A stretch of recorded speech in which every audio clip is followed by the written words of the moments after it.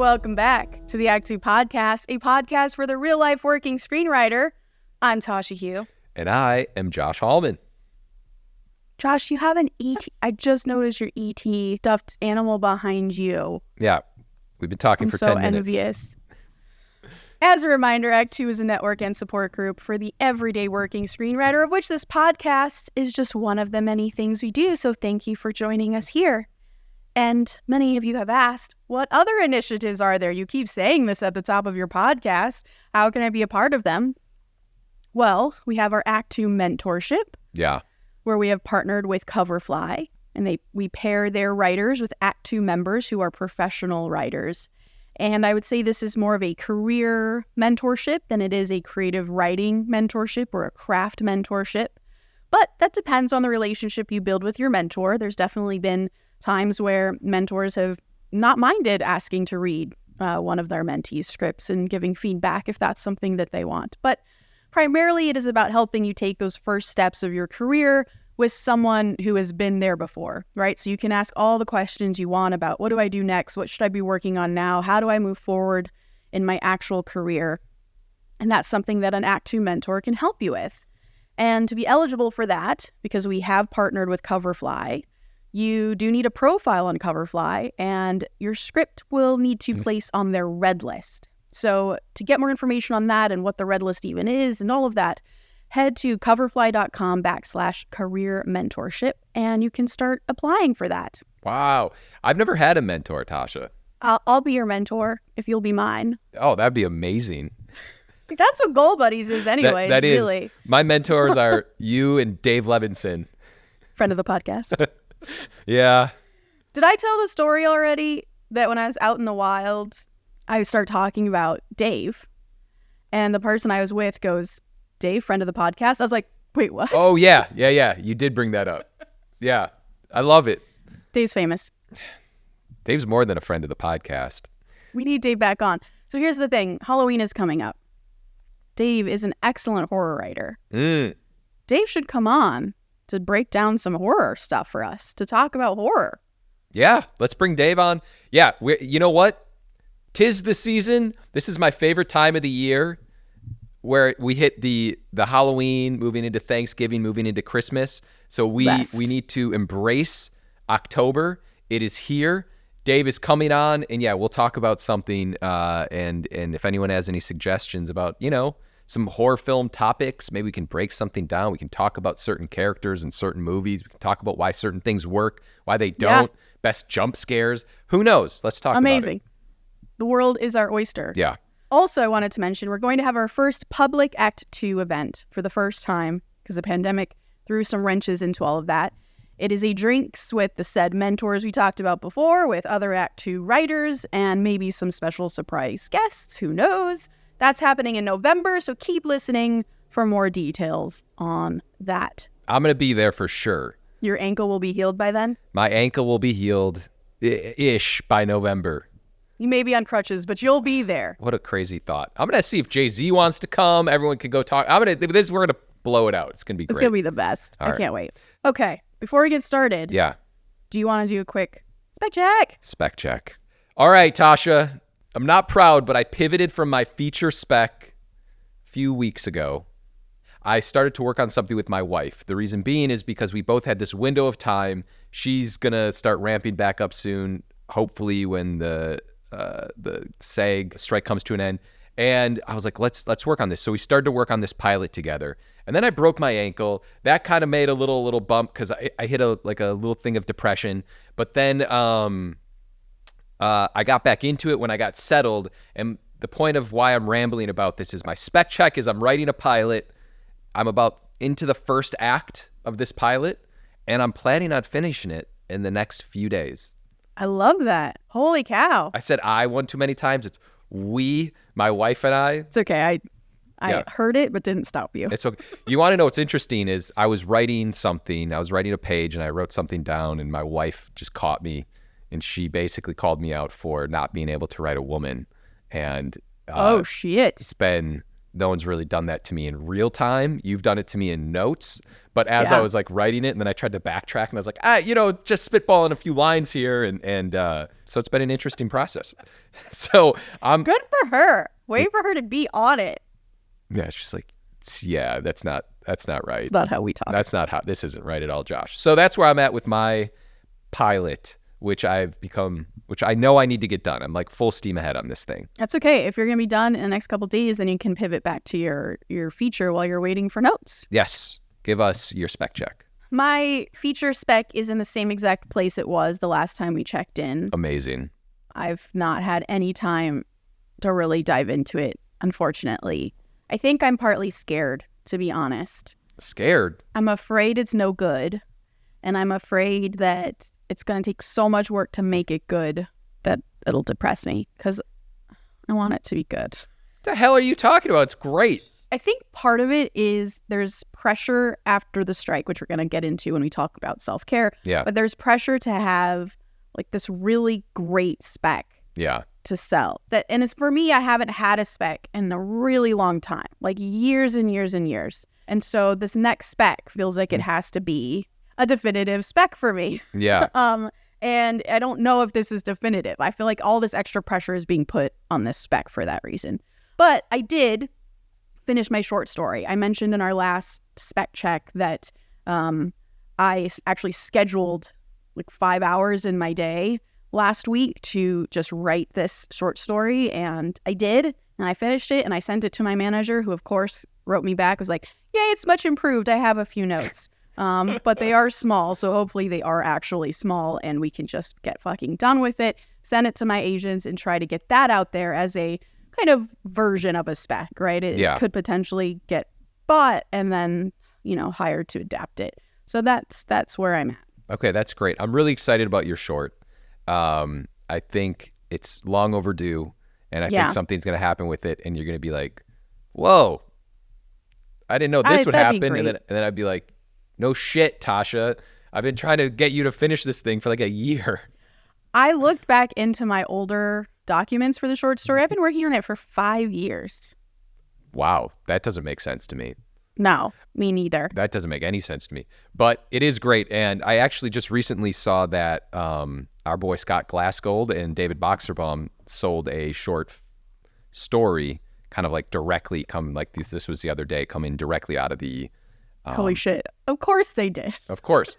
So it just it reinforced this idea, though, that because the market is so difficult, that a short story might be the best route, might be the best option. Yeah. Which is not what I want to think about right now when I'm writing specs, but... No, write your spec, and then we'll talk about short stories. Yeah. Okay. Apologize if there's noise in the background, y'all. There's apparently furniture being moved somewhere else in my house. There's a lot going on this morning. There's a lot going on today, which is a perfect segue into our actual topic, which is self-care as a writer. I think as writers, we've definitely been through a lot lately. The strike was incredibly disruptive to our lives, our careers, our mental health, our writing. I know a lot of people felt like, shit, I didn't finish my spec in time for the strike to be over. I have nothing ready to sell. I'm already behind. What have I been doing the last 5 months? Yeah. And I will tell you, I'm in a chat group with a bunch of showrunners, and all of them feel the same way. So do not worry. You are not alone. Even writers at the highest level were not spending their time writing their specs. In fact, small story, a friend of mine who I was on the picket lines with, who's now a showrunner, but used to be a producer, said that when she was at a production company during the last strike, she was sure when the strike was over, they would just have a flood of new material. Like, no problem, we'll weather this storm. We're going to get so many submissions when the strike is over. And they just didn't. Mm-hmm. It was insanely quiet because writers were so depressed during that strike that nobody was writing. So this strike is no different. You're okay. Just keep working. You'll be fine. Wow. Yeah, it's really difficult to write. During the strike, and we kept talking about this, and I think I talked about it a million times on the podcast, it was hard to get into the right headspace because you're like, what is going on with the industry? And even now, it's still kind of like, what is going on in the industry? And what's the market? And everything's kind of contracting and consolidating, and it's scary, and it's weird, and it's really hard to write. But at least, going back to the theme, at least there's hope. At least there's always hope. You can always find the light somewhere. Right? I believe that. I do too. Okay. What are some of the things that you do, Joshua, to self-care as a writer?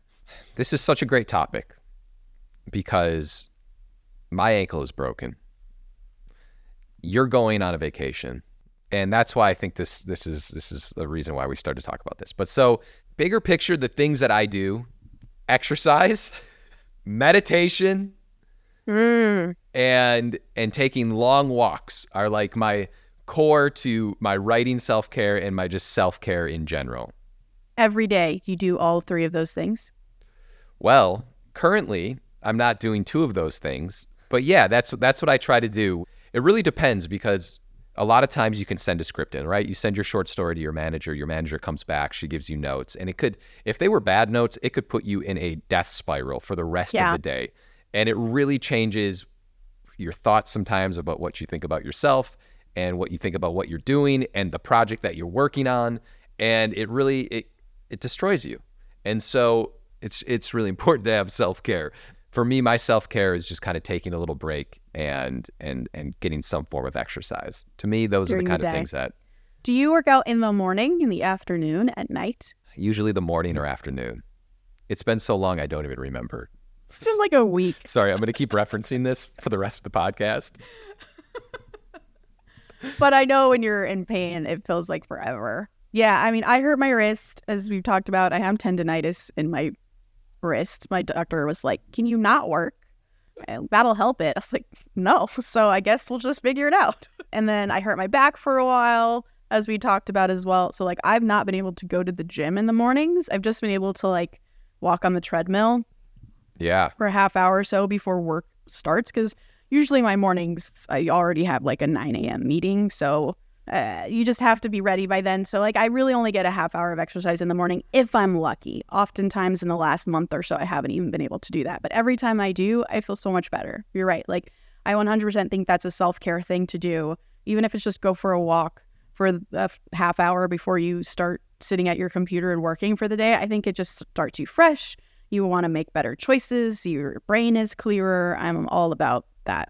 It's really crazy how your physical health directly relates to your like writing mental health. Yeah. Pretty obvious, but not until you're going through it do you realize that you're like, oh wow, I'm in pain. I don't want to write. Forget this. Yeah. I find that when I'm in pain in writing, there's no joy in it whatsoever. You're just like doing it because you have to. But that clear-headed version that exercised in the morning is like, I love writing. It's the greatest thing in the world. Yeah. What kind of things do you have any go-tos for your self-care? So currently I am actively working on spending time with friends and family instead of just working the entire week. Wow. So for example, yesterday we had scheduled ahead of time for a friend of ours to come over and watch The Golden Bachelor. Okay. Which is the first episode of The Golden Bachelor because Paul is working on the marketing campaign for it. And we just thought we'd all sit down and watch it as friends and eat some dinner. I've just so many thoughts going through my head right now.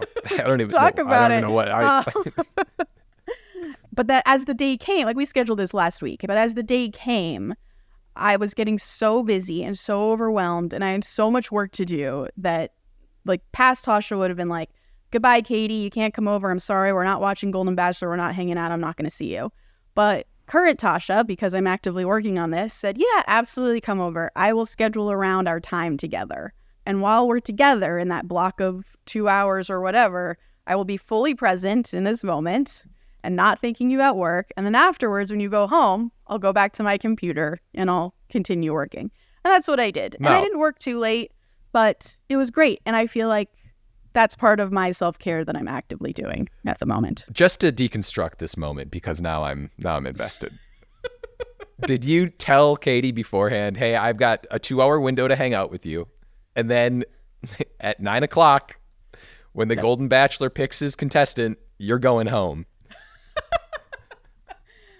No, but I'm sure she could tell by my attitude when she arrived that she was on the clock. But also, Katie is very much like me. Like she's very introverted. Yeah. So as soon as The Bachelor ended, she was like, okay, I'm going home. I was like, great. I would love to.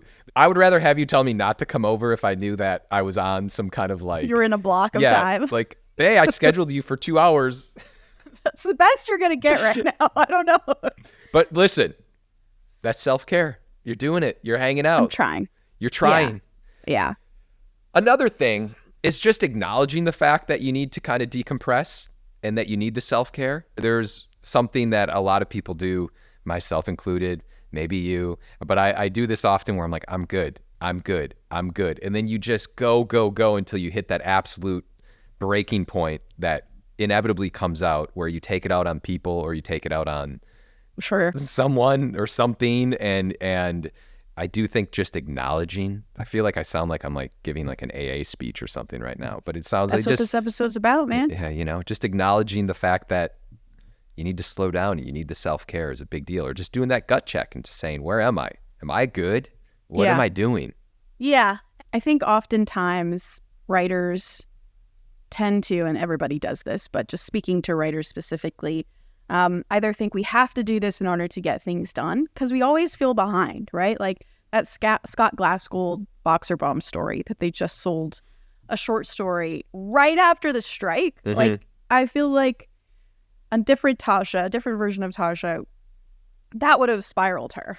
Because like, now I'm behind. How the fuck have they figured it out? And I haven't. Clearly, there's a system that I'm just not tapped into. Like, all these ways of how I'm not good enough start to come into my brain and how they have the secret sauce.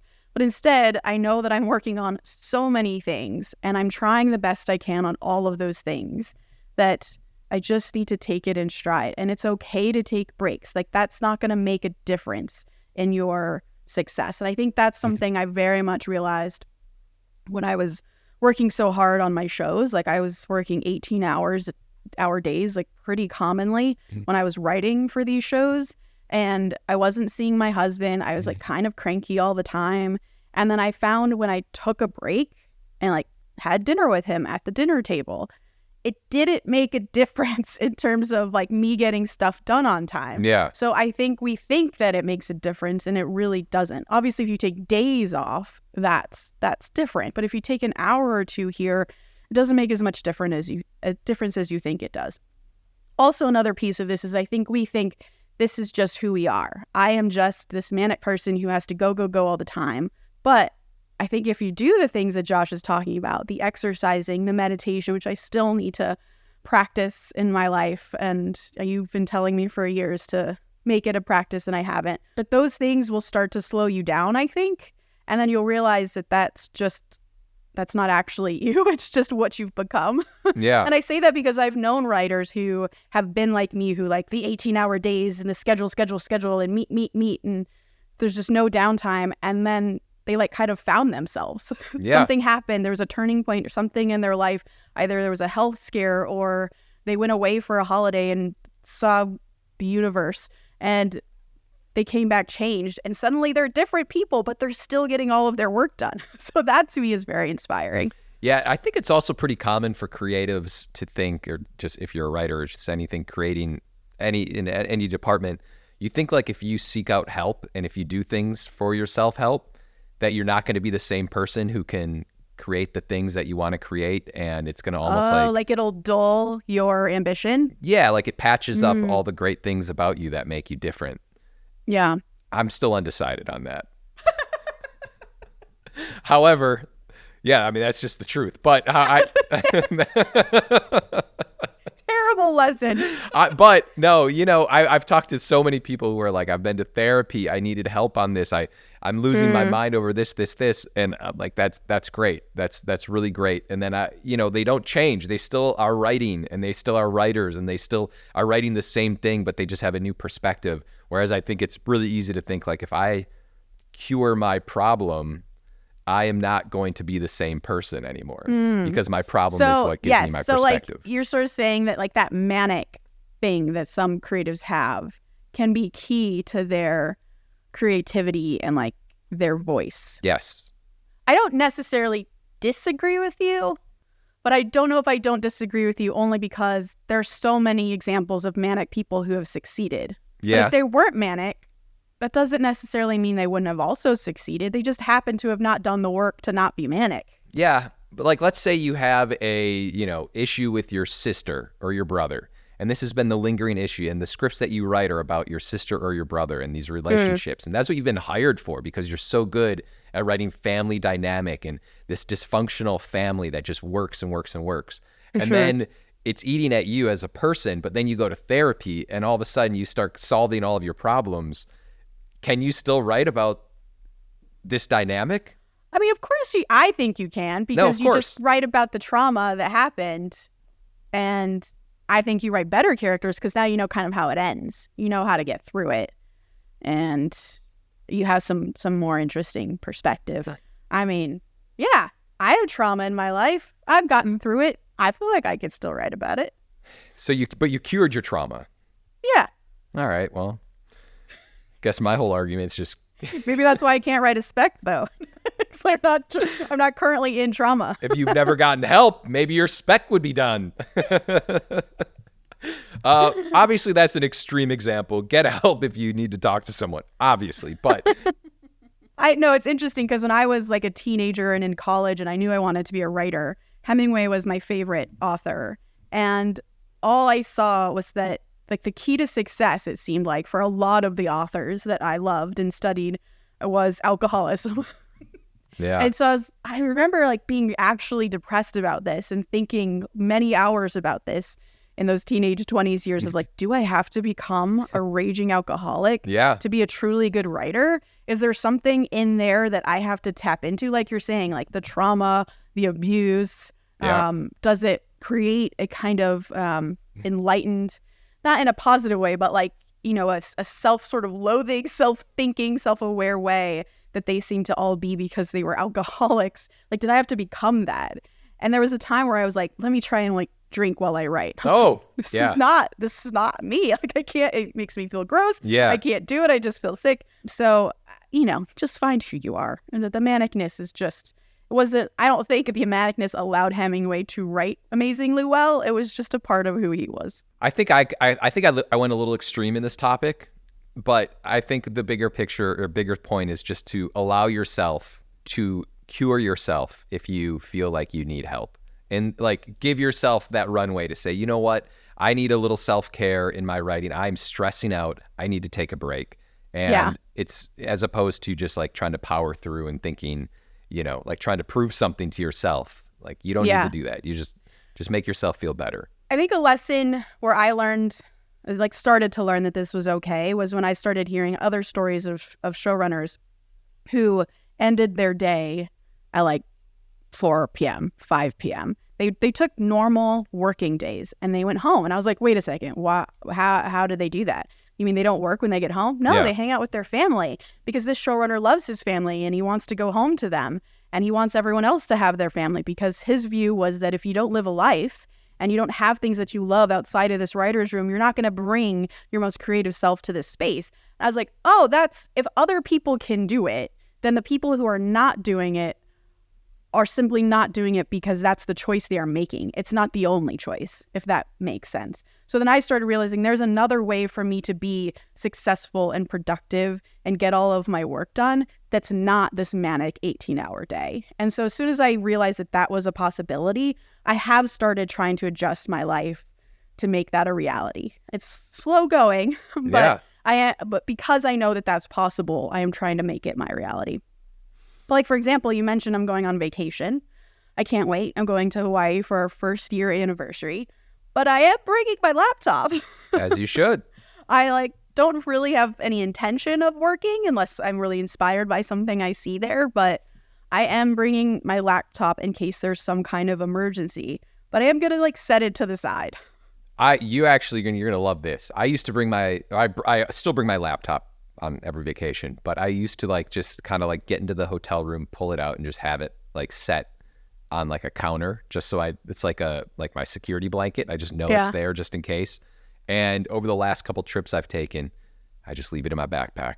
Oh, damn, that's progress. Yeah, baby steps. I'm so proud of you. Yeah, it's that because I operate in the world of if I'm not working, if I'm not writing, I'm falling behind. Yeah, me too. So I'm trying to work on that. If you can do it, anyone can do it. Can I just say that? I should say that you brought up hanging out with friends and family. Yes, spending time with my family is I have a little daughter. When I spend time with her, that is you're good. That's like, yeah. It just kind of kicks you back into gear. Just a quick shout out. That would have felt bad. Yeah. I love my family, by the way. Okay. I'm a big fan of my family. Yeah, those are self-care things that we do. I don't know, as a writer. Yeah. Is there anything else? Oh, I want to mention one other thing. A writer friend of mine said that her process is, because she also has this thing where, oh my God, if I'm not working, I'm dying. But she still takes weekends off. But on Sundays, she said she writes poetry or she writes prose. She writes something that's not work-related, in other words, just for herself, just for fun. If that's something you enjoy and maybe you haven't written poetry in a long time and you wish you could, like, maybe that's your break, because I think you'll still feel like you've been productive and you still sort of worked that muscle, but you've also taken a break. That's something you can do too. That's great. No, I love that. And it's just important to acknowledge. I feel like we need to just say you need self-care. This is something like I feel like that's as important as figuring out ways to address self-care. But just if you don't live your life, how can you write about life? You don't live it. That's prolific, Tasha. That's the quote of the day. That's the quote of the day. That's it. A quick little burst of self-care, hope, and inspiration. Okay. Quote of the day. Almost everything will work again if you unplug it for a few minutes, including you. Anne Lamott. I like it. Please remember to rate and subscribe. Follow us at Act2Writers for more awesome writing stuff. You can follow me, Tasha, at Story Thursday on Instagram or on Twitter at Tasha 3.0. I'm Joshua Hallman on Twitter, Josh Hallman on Instagram. And as always, the Act 2 podcast is a production of Act 2, a network and support group for the everyday working screenwriter. This episode was edited by Paul Lundquist.